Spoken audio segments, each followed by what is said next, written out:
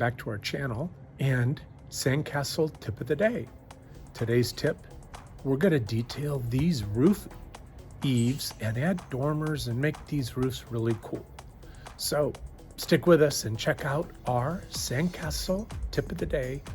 We're going to work on these roofs. So I'm finding the top roof eave as part of this block out, and I found most of the rest of this tower, and I'm gonna just keep on carving on it to find its big shape before I put any real detail into it. I like to stand back from the piece every 5 or 10 minutes as I'm walking it out, because from a distance it just looks different. And that's when you're going to notice proportion issues or alignment issues or level issues. So it's an important tip. Stand back and look at your work frequently. Using this torpedo level is critical in getting these lines to be horizontal. Highly recommended you invest in this tool. This tool is, I think $3 at Home Depot. And it'll make a big difference in the quality of your sculptures.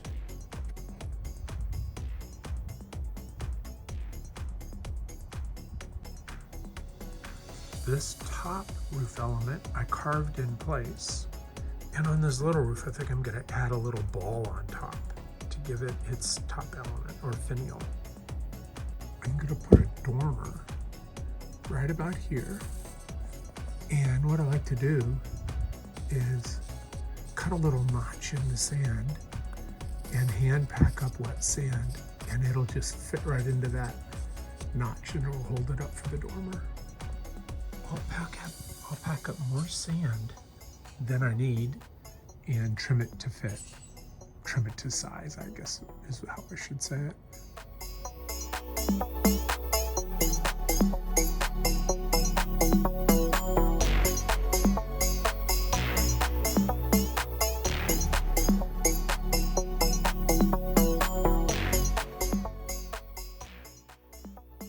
So I'm cutting the sand away to create a second ball at the very top to give it a lighter feeling at the top of this tower.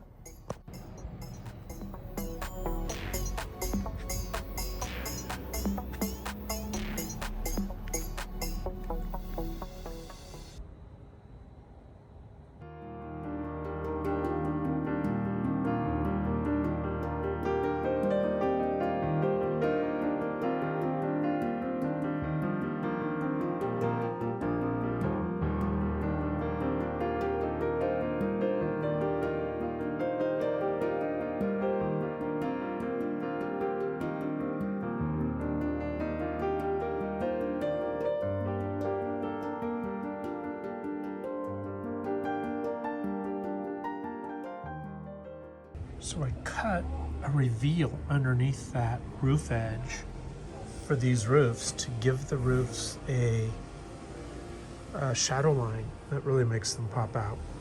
If you enjoyed this video, remember to smash the like button and remember to subscribe so that you don't miss our next tip of the day.